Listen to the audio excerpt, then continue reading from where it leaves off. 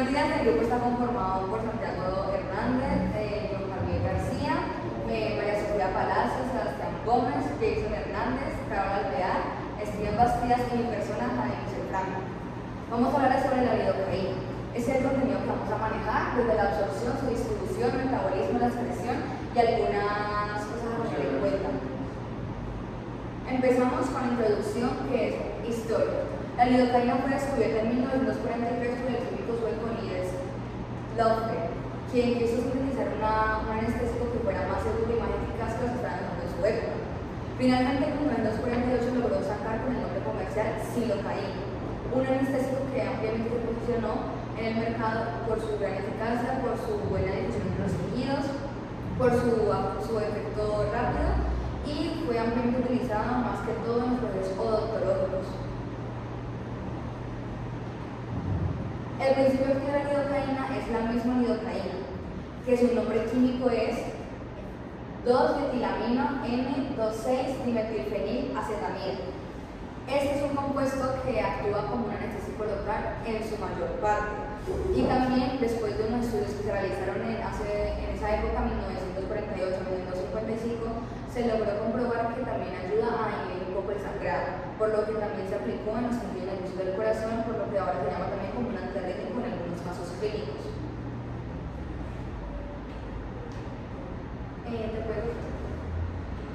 Se me olvidó mencionar que la lidocaína funciona inhibiendo los impulsos eléctricos que dan de los tejidos por las neuronas nerviosas.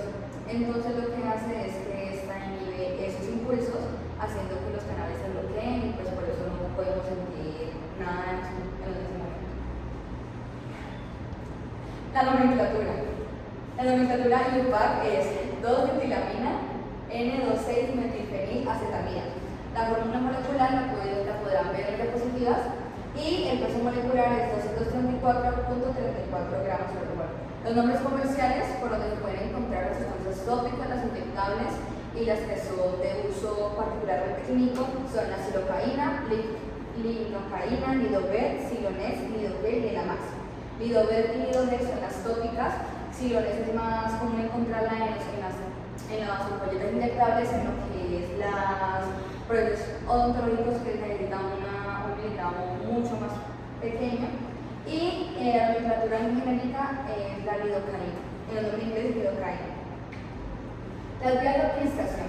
Tenemos vías parenterales y vías tópicas. En las vías tópicas, el gel bucal se utiliza para, más que todo, niños, que es un aerosol que se aplica en el momento de una extracción de un diente o una incisión muy pequeña en la encía.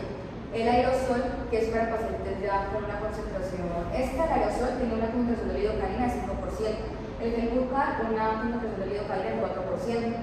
El apósito adhesivo es cuando se va a hacer una pequeña incisión, o se va a hacer un corte, o se va a hacer, o como para mermar el dolor de una parte de un golpe. Se aplica en esos espacios que vamos a las droguerías porque tiene un porcentaje de lidocaína muy pequeño, que es de 3%.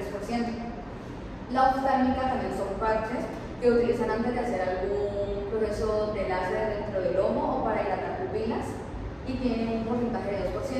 Y la tópica cutánea, esta es una crema, no es un parche sino una crema que se aplica para aliviar dolor, porque tiene 1,5% se puede encontrar 2%. Esta no se utiliza para hacer procesos clínicos, sino simplemente para aliviar dolor, puede que después del proceso. En las vías parenterales tenemos que la dosis máxima de la intravenosa es de 300 miligramos por hora, pero es recomendable que solamente hayan 30 minutos y 250 máximo miligramos para evitar algunas complicaciones. En la intraósea, esta es de emergencia, cuando no se puede aplicar intravenosa, y es la misma dosis máxima.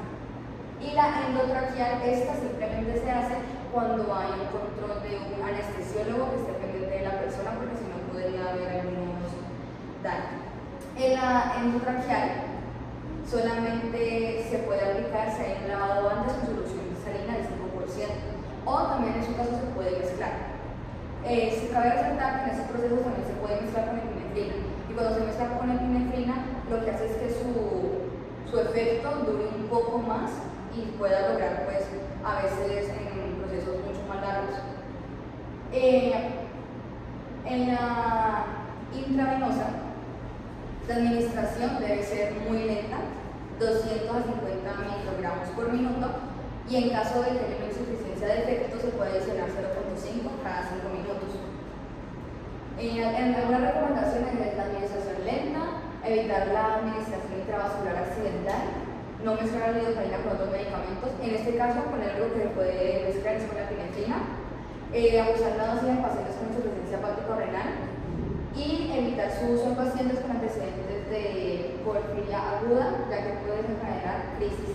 Y la vía no recomendada es la vía oral, ya que puede haber un mayor riesgo de una intoxicación o una sobredosis. Ejemplo de los impactos en los líquidos y electrolitos. La lidocaína no afecta como tal a los electrolitos del cuerpo, sin embargo, esta sí puede impactar el equilibrio de los líquidos del cuerpo, especialmente cuando se administra por vía intravenosa. Se puede causar una hipotensión cuando hay una sobredosis, lo que altera la distribución de los líquidos. Y si hay una depresión respiratoria, esta podría ocasionar una hipoxia o una acidosis respiratoria. Por eso es muy importante tener el seguimiento médico. Y cuando administrar a pacientes que no la debería usar por sus complicaciones clínicas. La posología de la lidocaína. La lidocaína puede utilizarse combinada con la epinefrina, como les mencionaba anteriormente, y cambia en adultos y en niños. Siempre va a estar como relacionada con el peso de la persona. En adultos la dosis máxima es de 4.5 miligramos por kilo y con epinefrina puede llegar a 500 miligramos por sesión, o sea 7 miligramos por kilo. En la odontología se suele utilizar solamente una ampolleta que tiene 1.5 mililitros o 2 o en el caso 3. Solamente en odontología hay esa pequeña recomendación, hasta las mismas cajas de la venta lo sugiere, no se puede utilizar más porque como son tejidos del corto acceso y de muchos nervios, pues se puede ocasionar alguna lesión o incluso una toxicidad. En los niños la dosis es mucho más baja, la dosis ya no en la dosis máxima no sería 500 sino 300 miligramos y en procedimientos dentales solamente podrían utilizar 2 ampolletas. Este es el caso clínico basado en la posología.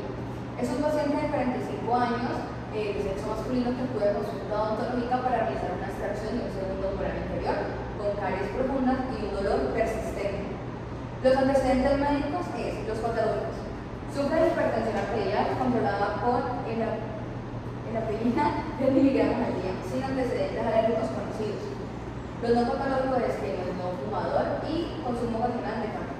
Su peso es de 60 kilogramos y mide 1,85. Su procedimiento propuesto por el odontólogo fue una extracción quirúrgica del segundo molar bajo anestesia local. El plan de manejo anestésico. Se decidió utilizar una lidocaína al 2% con epinefrina en relación de 1 por 100.000 para prolongar el efecto anestésico y controlar el sangrado. Esa presentación ofrece un inicio de acción rápida y una duración media, ideal para procedimientos de corta a moderada duración. Hay un pequeño error que cometió el odontólogo que fue relacionar la lidocaína que le administró con su peso, cosa que no debía hacer porque los odontólogos sí o sí hasta mismas indicaciones que dice la lidocaína es que debe utilizar máximo 3 mililitros dentro de la zona bucal de la persona.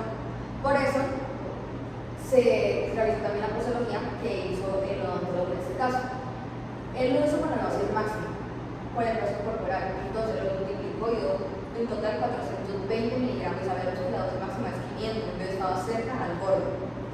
Y lo que hizo fue que al empezar la epinefrina, pues quería prolongar su efecto. Y se dio cuenta que cada cartucho contenía 1.8 mililitros, entonces al multiplicarlo con el porcentaje que tiene la lidocaína, dando 2,33 miligramos. Significa que utilizó más o menos entre 10 a 11 cartuchos, lo cual es un error contundente. Por eso se realizó el FOREA. ¿No puedes pensar, por favor?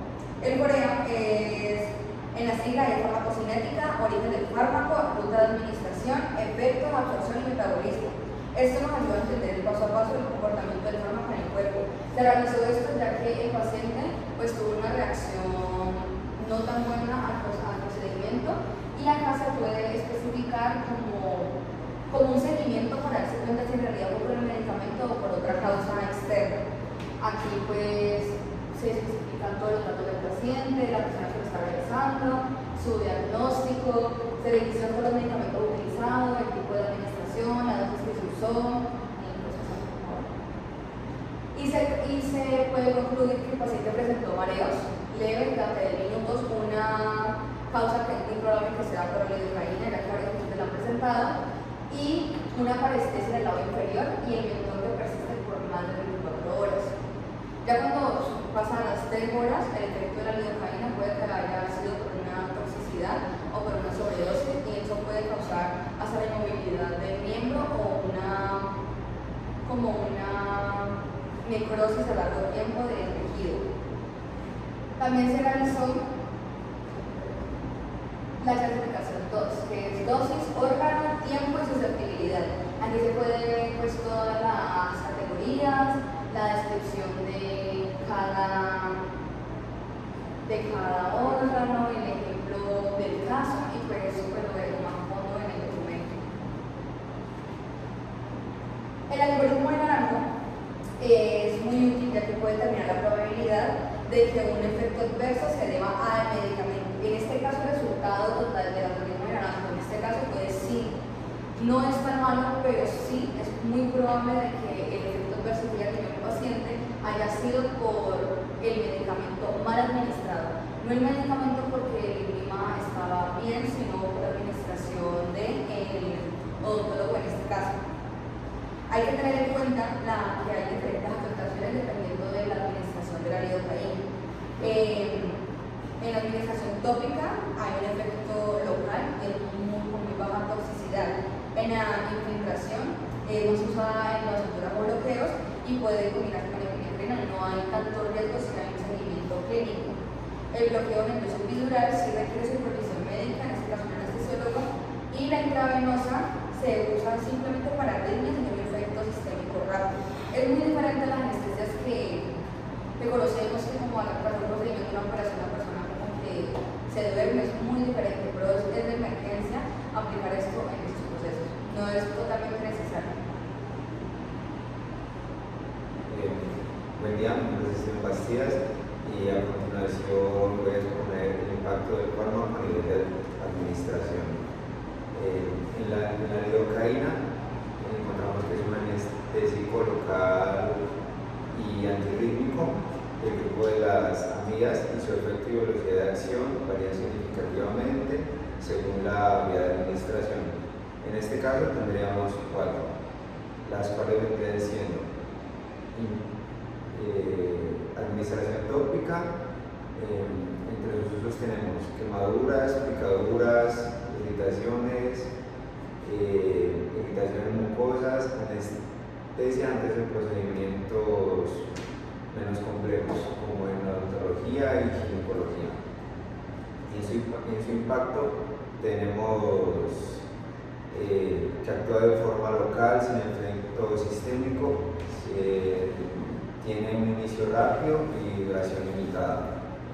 Ventajas tenemos que es de bajo riesgo, baja toxicidad sistémica si se usa correctamente. Después tendríamos infiltración local o regional, que vendría siendo inyección subcutánea o intradérmica. En sus usos encontramos procedimientos quirúrgicos menores, suturas y bloqueos nerviosos.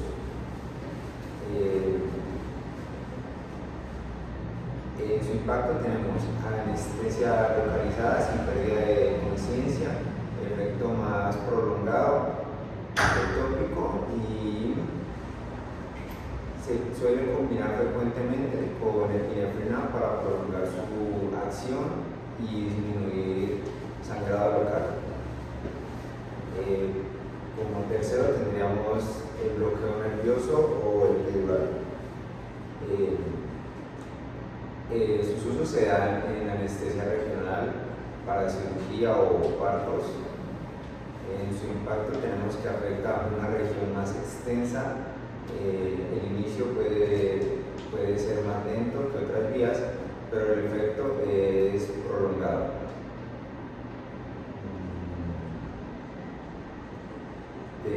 Cuarto, en consideraciones tendríamos que se necesita ser administrado por un profesional debidamente capacitado. Como cuarto, tendríamos la intravenosa o uso sistémico. En este caso se le da tratamiento a rimas ventriculares y como impacto tendríamos que es un efecto sistémico rápido, el cual puede tener efectos secundarios importantes como convulsiones o depresión cardíaca si no se dosifica correctamente. Importante que recordemos que esto requiere un monitoreo continuo, especialmente en pacientes con enfermedades cardiovasculares o hepáticas.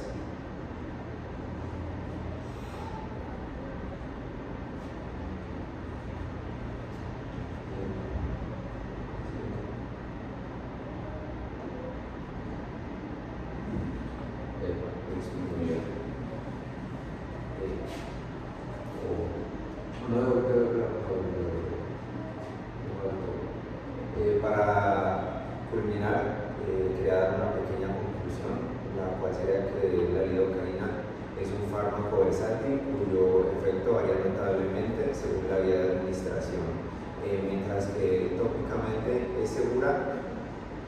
Su uso intravenoso sí requiere precisión y vigilancia estricta. Entender estas diferencias es clave para garantizar su eficacia y seguridad en el entorno clínico. Biodisponibilidad. En la biodisponibilidad, se refiere a que tanto un fármaco llega en forma activa a la sangre. En el caso de la lidocaína, si se administra por vía intravenosa, su biodisponibilidad es del 100%, ya que entra directamente en circulación. Sin embargo, si se toma por vía oral, sufre un fuerte metabolismo con el hígado, el cual es conocido como metabolismo de primer paso, y solo un 35% aproximadamente llega activo. Cuando se aplica por vía tópica o en parches, su absorción varía dependiendo de la zona del cuerpo, la formulación, el tiempo de contacto, con otros factores como serían el estado del hígado, el flujo de la sangre. También influye cuando el fármaco se aprovecha finalmente en el organismo. Sí. Liberación. En la liberación tenemos que es el proceso en que la lidocaína se separa de su presentación, como en una crema o un parche, para empezar a hacer efecto en el cuerpo.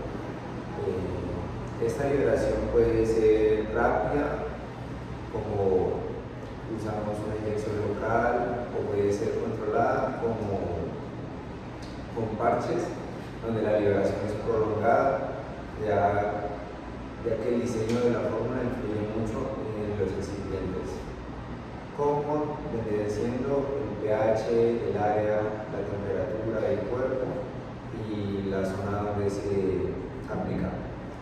Todo esto puede cambiar cuánto y qué tan rápido se libera el fármaco. Este paso es clave porque si el medicamento no se libera correctamente, no podrá ser absorbido, por lo tanto tendrá un efecto no deseado. A continuación, daré un pequeño resumen del caso clínico, donde ya explicó anteriormente mi compañera lo que es el algoritmo naranja y el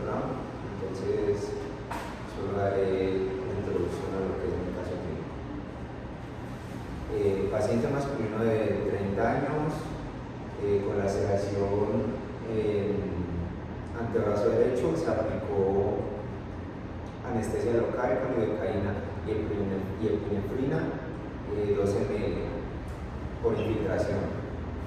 A los pocos minutos presentó visión borrosa, palpitaciones intensas y parencia leve. Los síntomas desaparecieron sin tratamiento en menos de 24 horas. Por lo tanto, el evento fue clasificado como grave porque tuvo amenaza de vida y se consideró una reacción adversa probable, la cual pudo ser relacionada con la absorción sistémica de la epinefrina. Muchas gracias.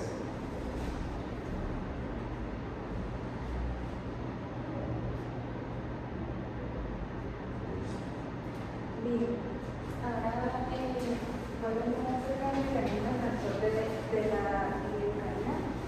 Bueno, es importante entender que primero es una base débil. La lidocaína es una base débil y puede existir en dos formas. Puede existir en su forma ionizada y en su forma no ionizada. En su forma ionizada existe en la parte de afuera de la célula neuronal, que es donde tenemos un pH más alto que el pK de la lidocaína, que es 7.9. Y esto la hace lipofílica. ¿Qué quiere decir lipofílica? Que puede ingresar fácilmente por la membrana celular. Y adentro, por el equilibrio ácido-base, tenemos ya la lidocaína en su forma ionizada. Que aquí lo que va a hacer es unirse a estos receptores que son los receptores de sodio voltaje dependientes, que son los que se van a unir, y aquí lo que hace es bloquear el paso de sodio para que no pase la conducción nerviosa. Esto en principio depende del pK de la lidocaína y del pH del tejido.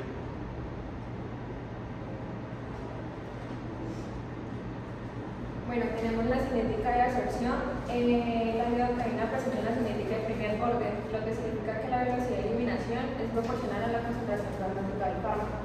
Es decir, a medida que se disminuyen los niveles en sangre, también disminuye la tasa de eliminación. Bueno, la absorción de la lidocaína varía según la vía de administración. Hay 3 vías: está la vía intravenosa, vía subcutánea intramuscular y la vía tópica.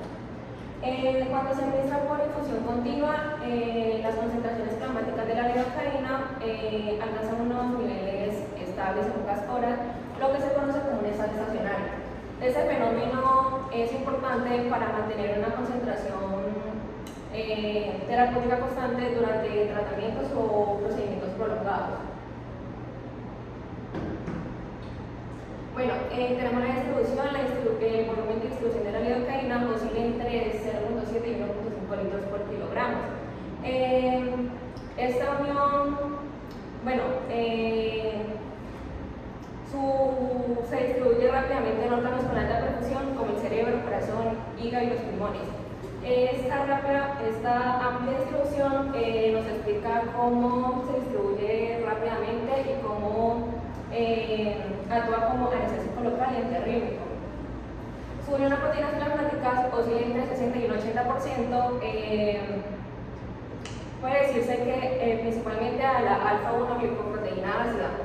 Esta unión se ve afectada por factores fisiológicos, patológicos como la edad, el estado nutricional y las enfermedades hepáticas. Gracias a su carácter lipofílico, la lidocaína puede atravesar la barrera hematoencefálica y la placenta. Los factores que afectan la distribución tenemos edad avanzada, el estado en shock, insuficiencia hepática, acidosis y hipoxia. Estos factores reducen la unión a proteínas plasmáticas o alteran la capacidad de unirse o de penetrar tejidos.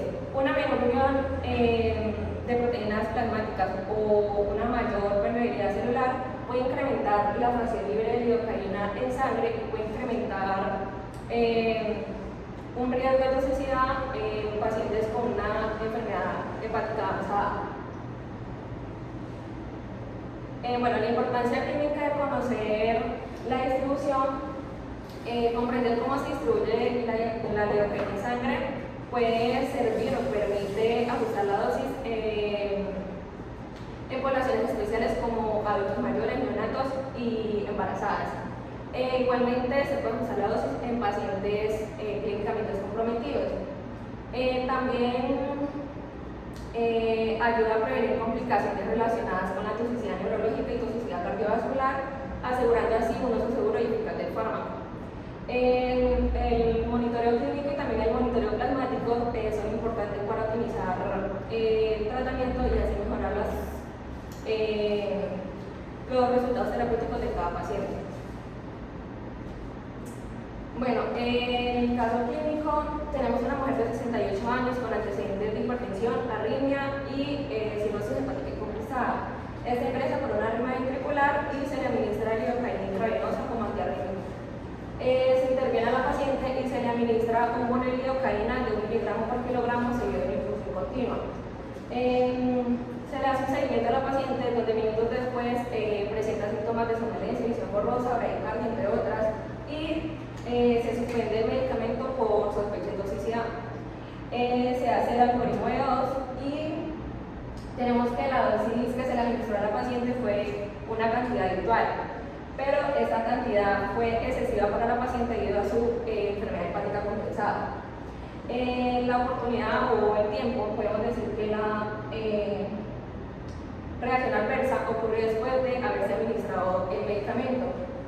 El tipo de reacción es una reacción tipo A y una reacción predecible, y la susceptibilidad podemos decir que es una susceptibilidad alta, ya que la paciente tiene o es más susceptible a una acumulación y por ende a una toxicidad debido a su edad avanzada y su enfermedad hepática.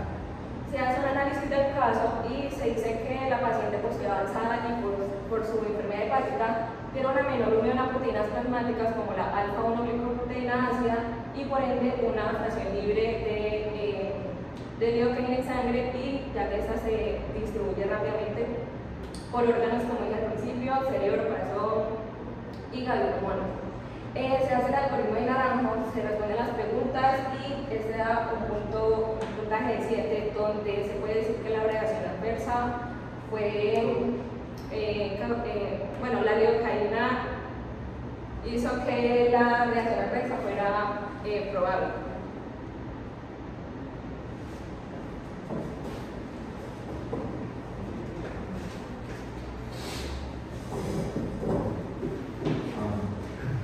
Buenas tardes. En el caso de la farmacosmética, la lidocaína al entrar al cuerpo pasa por 4 fases principales, las cuales abreviamos farmacológicamente como ADEM, que son administración, distribución, metabolismo y excreción. En el caso de la absorción puede pasar por 4 fases, por 4 vías, dependiendo de qué forma sea administrada esta en el cuerpo. En el caso de la absorción contamos con la vía tópica, que son los compuestos de piel, que en caso tal de ser utilizados en la piel sana y fresca, tienen un efecto tactil. Es más recomendable hacer uso de ella cuando se encuentran lesiones abiertas, no generalmente de tercer grado, sino que puede ser de primer y segundo grado, no tan leves. También contamos con las opciones de vías oral, que sería tubo cateral. Estas son vías más rápidas que pasan el esquema del metabolismo. En tal caso, su acción es más rápida y eficiente. Contamos también con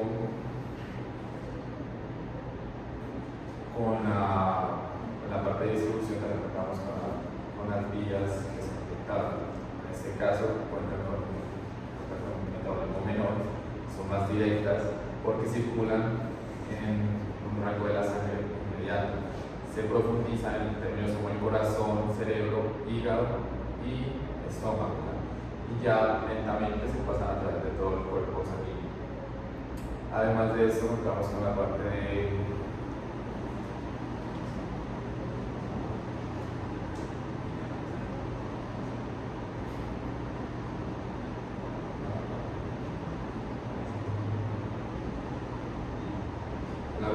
metabolismo también tocamos con la transformación química de la lidocaína. Se transforma en donde se encuentra. En el caso del hígado va a tener un metabolismo mucho menor, en donde se va a perder gran parte de ella, lo que va a hacer que su uso sea mínimo.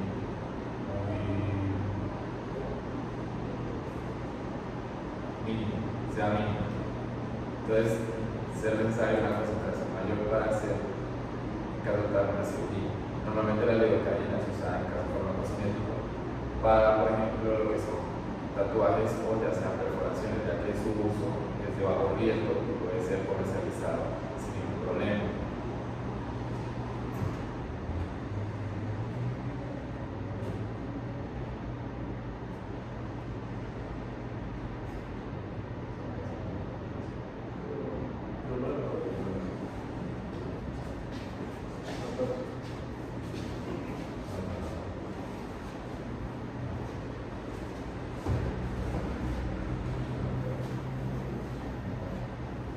Yo voy a hablar acerca del proceso de metabolismo del medicamento. El proceso de biotransformación ocurre principalmente en el hígado. Ese se divide en dos fases, que son dos reacciones. Primero sería la reacción oxidativa y la reacción de conjugación. La reacción oxidativa se intervienen las enzimas del citocromo, específicamente la CYP3A4, la cual cataliza la oxidación del grupo metilo. Luego sigue la reacción de conjugación, en la cual los metabolitos hidroxilados se combinan con ácido glucurónico.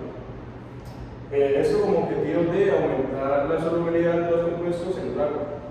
Sabemos que a mayor solubilidad eso permite que los metabolitos sean eliminados a través de la orina.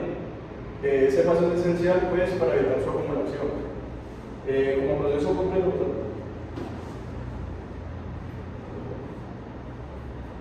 como proceso completo de la biotransformación del medicamento, se pasa primero de lidocaína a monoetilglicilida, de monoetilglicilida se pasa a glicilida y de glicilida se hidroxila y se conjuga con ácido glucurónico. Aquí tenemos la parte del caso clínico. Tenemos que un varón de 79 años con antecedentes de insuficiencia hepática es ingresado por fibrilación ventricular y recibe lidocaína intravenosa en bolos seguidos de infusión continua.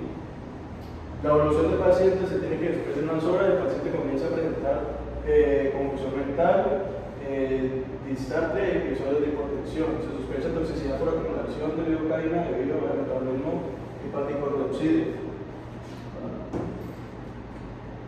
Se hizo el algoritmo de Naranjo, el cual arroja un total de 7 puntos, lo que significa una reacción adversa probable. ¿Vale? Y lo dejo en Buenas tardes, yo les voy a hablar sobre la excreción. Bueno, la excreción de la lidocaína ocurre principalmente mediante la vía renal.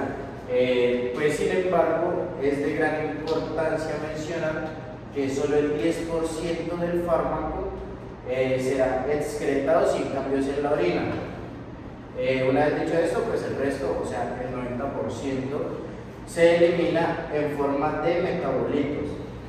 Tras su biotransformación hepática, lo que significa que la excreción renal depende principalmente en el hígado, principalmente del metabolismo previo del fármaco en el hígado.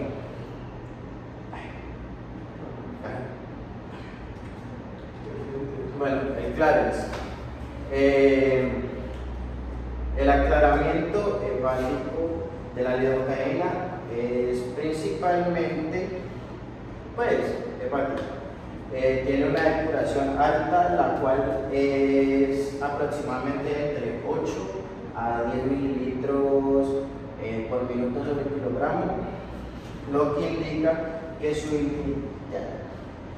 su eliminación está limitada por el flujo sanguíneo hepático y no tanto por su capacidad enzimática.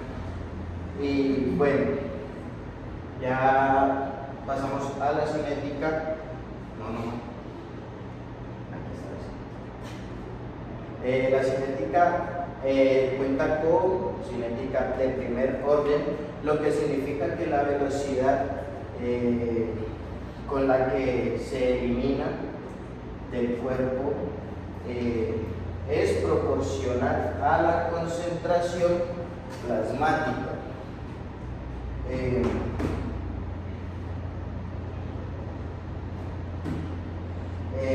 Y bueno, también cuando se administra mediante vía intravenosa, esta cuenta con un tiempo de reacción de 2 a 5 minutos y su duración de efecto es más corta debido a su rápida redistribución en el organismo. La distribución, bueno, principalmente se distribuyen los órganos más profundos, como ya lo ha dicho mi compañera, los cuales son el corazón, el cerebro, el hígado. Entonces, también pues, los volúmenes de distribución, los cuales son aproximadamente entre 0.7 y 1.5 litros sobre kilogramos. Y bueno, se une a proteínas plasmáticas, especialmente a la alfa-1 glicoproteína ácida, entre un 60 y un 80%. Y bueno, la eliminación cuenta con una vida media de 1.5 y 2 horas, pero esta puede prolongarse entre 4 y 6 horas debido a la insuficiencia hepática. Y bueno, el caso clínico, pues la mujer de 75 años llamada Juliana Hernández con insuficiencia renal crónica moderada, tratada por taquicardia ventricular con lidocaína intravenosa en infusión continua. A las 24 horas de haber empezado el tratamiento con la paciente, pues esta empieza a presentar temblores finos, náuseas y episodios de confusión. Se sospecha pues una acumulación de metabolitos activos por excreción renal reducida. Y pues se suspende la infusión y se observa mejoría en las siguientes horas. Y bueno, aquí ya está el algoritmo de Naranjo, el cual tiene un total de 7 puntos, lo cual es que existe una probable reacción adversa hacia este fármaco. Bueno, vamos a hablar de eso. Vamos a hablar de la farmacodinámica, de la glicodeína, es decir, cómo actúa el medicamento, cómo le puede hacer a nuestro cuerpo. Bueno, mecanismos de acción de la lidocaína, liberación de la lidocaína no actúa sobre los receptores tradicionales, sino directamente sobre los canales de sodio y voltaje, dependiendo la entrada de las células en forma no ionizada y se convierte en su forma ionizada, que bloquea sus canales desde el interior. Al bloquear la intraDNA se inhibe la despolarización y se interrumpe la conducción del impulso nervioso. Esto quiere decir que en muchos fármacos se unen los receptores casi son superficiales a la célula. La glicodeína actúa como los canales de sodio, que son fundamentalmente generales los impulsos electrónicos. Primero atraviesan la membrana de la célula. En la forma ionizada, cualquier bloque a la canal dentro de esta misma impide el sodio y la entrada en la célula. Bueno, el bloqueo dependiendo del estado. Se une preferiblemente a los canales abiertos o inactivos, es decir, en neuronas activas o zonas inflamadas. Esto mejora su eficacia de detecciones con mayor actividad electrónica. Blanco de acción. El sistema nervioso inhibe la condición del dolor, inestable local. Corazón estabiliza la actividad eléctrica en microcitos. Antiarritmia clase 1B. Su acción sobre los canales NAB permite controlar arritmias ventriculares.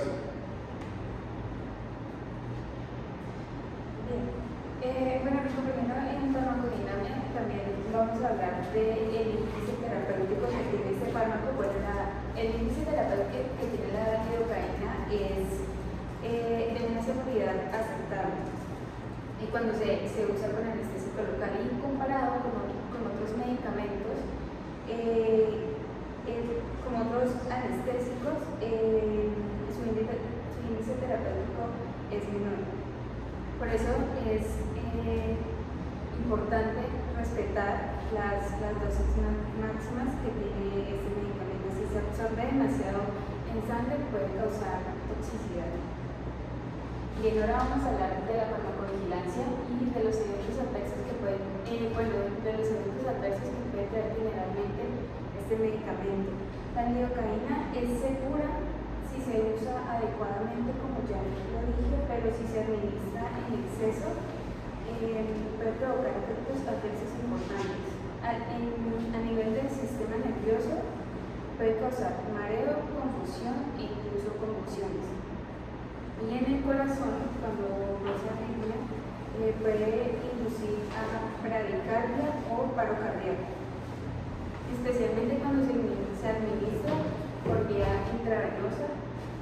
Y es fundamental también cuando se vaya a administrar este medicamento monitorear los signos tempranos de toxicidad, sobre todo si se usa en procedimientos invasivos o en pacientes que son demasiado sensibles.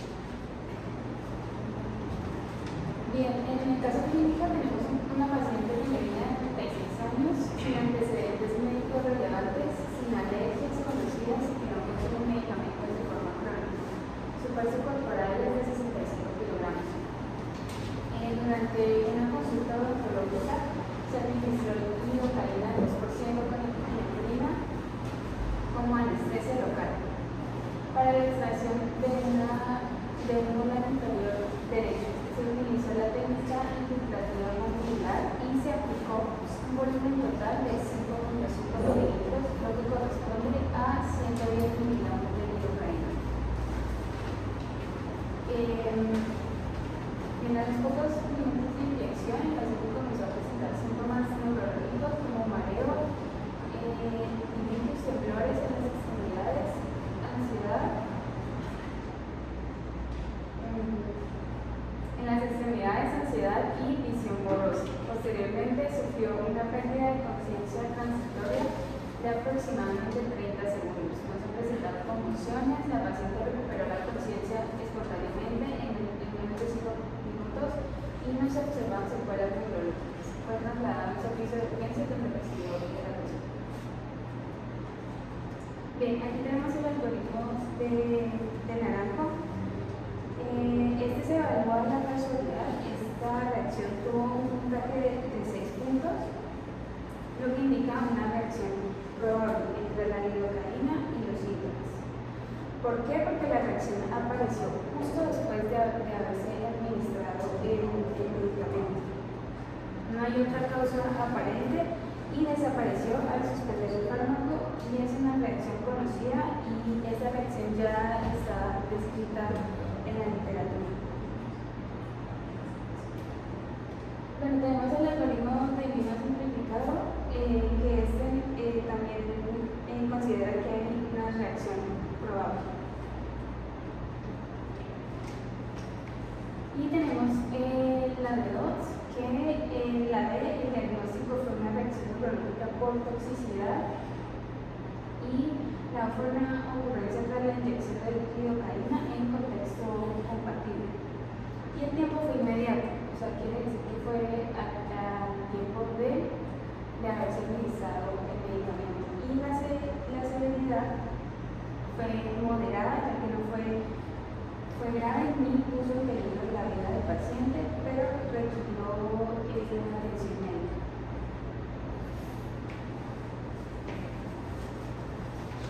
Bueno, algunas consideraciones clínicas a tener en cuenta. Primero, las precauciones. Antes de administrar la lidocaína es importante hacer una evaluación en general del paciente y se debe evaluar la frecuencia cardíaca, la función hepática y las enfermedades neurológicas existentes. En personas con antecedentes de trastorno neurológica o convulsivo se debe tener precaución, ya que la lidocaína a dosis altas puede provocar convulsiones. Esas convulsiones pueden aumentar cuando hay acumulación de fármaco. La bradicardia en pacientes con bradicardia severa o alteraciones en el ritmo cardíaco, la lidocaína puede agravar la inestabilidad eléctrica del corazón, y en estos casos es importante un monitoreo constante durante la administración. En el embarazo su uso debe evaluarse cuidadosamente, ya que la lidocaína puede atravesar la placenta, pero se considera relativamente segura si se administra a dosis controladas. También es importante vigilar el estado respiratorio de los pacientes en tratamientos o procedimientos prolongados o a dosis altas. La lidocaína se contraindica en casos de bloqueos de segundo y tercer grado, difusión sinusal grave, síndrome de Wolff-Parkinson-White, y estas condiciones predisponen a trastornos severos que pueden empeorar con la administración de la lidocaína.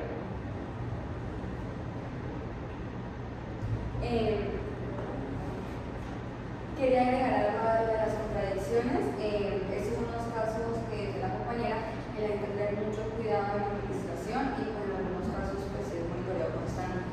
Los efectos adversos de la toxicidad se dan en el sistema nervioso central, que serían provocando los mareos, la somnolencia, tinnitus, parestesia, visión borrosa, disartria, temblores y arritmias, o a veces en algunos casos no poco probables paros cardíacos. Y en el sistema cardiovascular se puede dar hipotensión, una bradicardia, arritmias y un paro cardíaco. En el sistema digestivo también se puede ocasionar lo que son náuseas y vómitos. Para evitar la toxicidad se recomienda un monitoreo constante y una revisión antes y post de la administración. La lidocaína también puede interactuar con otros medicamentos, pero estos pueden aumentar el riesgo de la toxicidad de esta dentro del paciente.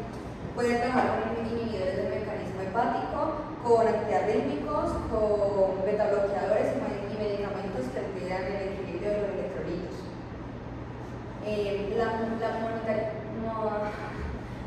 El monitoreo recomendable son los electrocardiogramas, revisar la presión arterial y el estado neurológico del paciente.